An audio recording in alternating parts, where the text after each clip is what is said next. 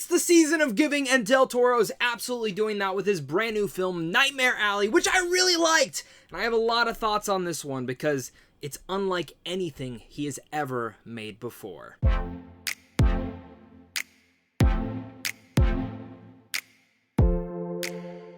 What's going on, buddy? Welcome back to a brand new movie review. Today we're going to be discussing Nightmare Alley. This takes place, of course, in 1940s New York, where a man down on his luck endears himself and swindles his way into a clairvoyant and her mentalist husband at their traveling carnival. Using newly acquired knowledge, the man crafts a golden ticket to success by swindling the elite and the wealthy. Hoping for a big score soon, he soon hatches a scheme to con a dangerous tycoon with help from a mysterious psychiatrist who might be his most formidable opponent yet. It has an all-star cast of Bradley Cooper, Rooney Mara, Cate Blanchett, Willem Dafoe, Ron Perlman, Toni Collette, Richard Jenkins, and it is, of course, written and directed by Del Toro. I'm one of his big fans. I love most of his movies, and every time he comes out with something, I know it's going to be cinema. It's just the truth, because Del Toro is one of those directors that heavily and very much magically crafts a story that is unlike anything that you will see from other directors, in the way that he brings to light horror and maybe even some of the places that really shouldn't be that horrifying. And for me, the thing that I loved about Nightmare Alley was the way that this is unlike anything he's ever directed before. Definitely a more of a deep dive psychological character study of one man, but at the same time a neo-noir mystery that I was in for the entire runtime. It's not perfect, but man, is there a lot to love in this movie, and that's where we're going to have that great discussion down below. So guys, if you're new here, I love talking movies, and I love talking about films, so make sure to comment down below your guys' thoughts on Del Toro's brand new film, Nightmare Alley. What's your favorite Del Toro movie so far, as well as making sure to hit that like and subscribe button so we can keep talking movies over here on a daily basis. With any movie review, I love starting talking about the pros, so that's where we're going to start today, and one of my major pros is Bradley Cooper's performance. Now, I'm still in contention that man should have won for A Star is Born. Like, it still baffles me that he did not win Best Actor that year. He directed, wrote, produced, and freaking learned to sing and act and all sorts of things like that inside that movie and absolutely killed it. But this might be rivaling to be one of his best performances yet. I've always liked Cooper as an actor, but this movie absolutely shot him up to stardom. Every chapter, because this movie's broken up into acts or chapters, or whatever you want to call it, and you can definitely tell when one chapter ends in the way that Del Toro decides to edit the movie. And when one chapter ends, it opens up to a second chapter. When that second chapter ends, it opens up to a third chapter. And with most movies, usually it starts strong and it starts to die out towards the end. This is actually the opposite of Nightmare Alley, where the movie started a little bit weak. I was still intrigued, but it started weak and it got better and better, and so did Bradley Cooper's performance, because from the first scene that you see him in, you are locked into his character and wanting to see where this character ends up going by the very end of it.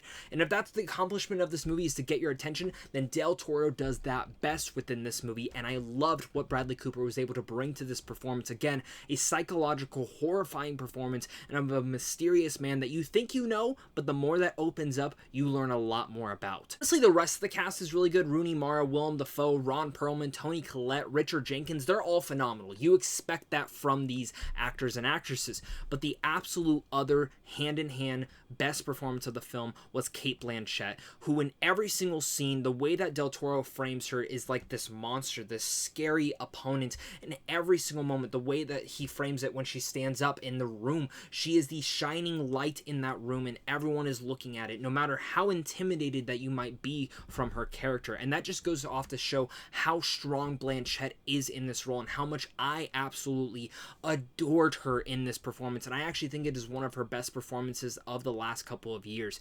I loved her in this.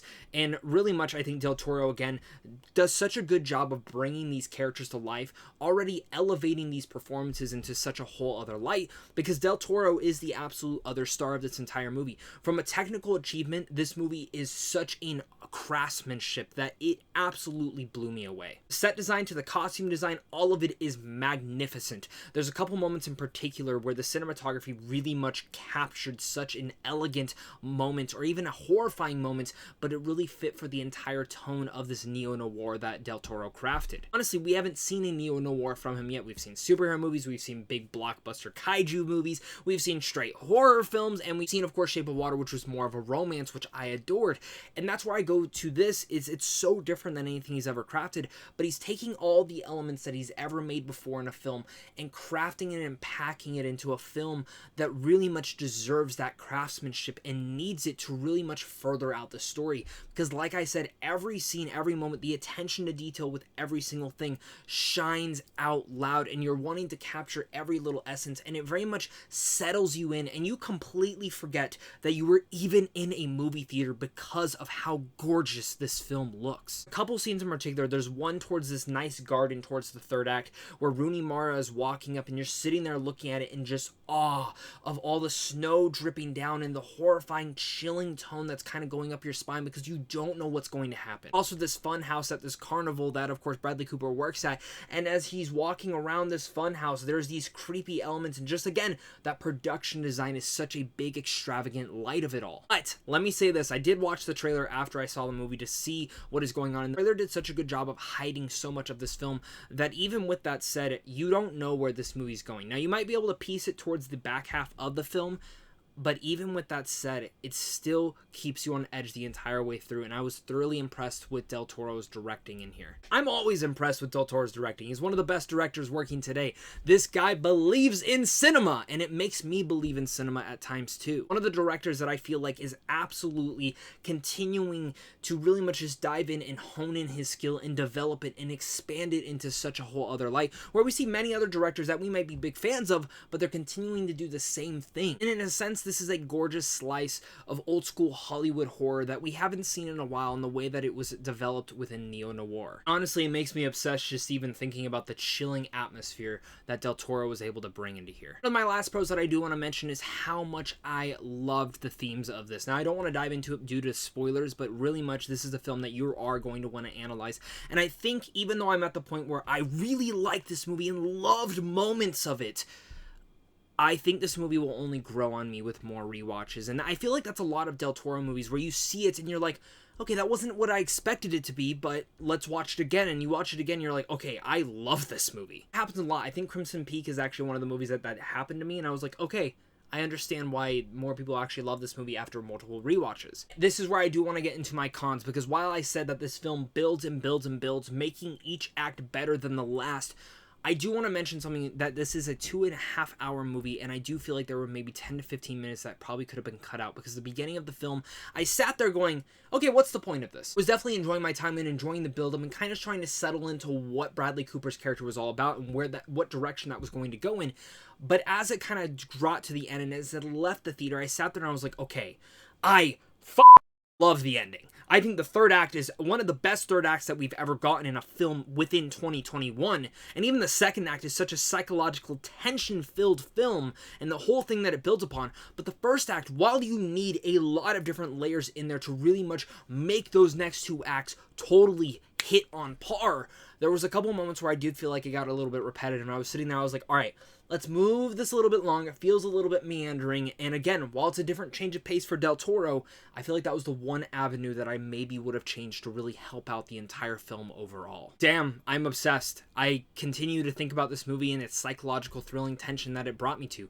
Nightmare Alley is nothing I expected to get, for good and for worse. It might be Del Toro's strongest thematically made film, and what a twisted atmosphere that had me in awe at every turn. It's incredibly made and slow first chapter, but once it gets going, I was completely all in. The third act is one of my favorite acts of any film within 2021, and Bradley Cooper's fantastic performance in here should not be understated with how amazing he is.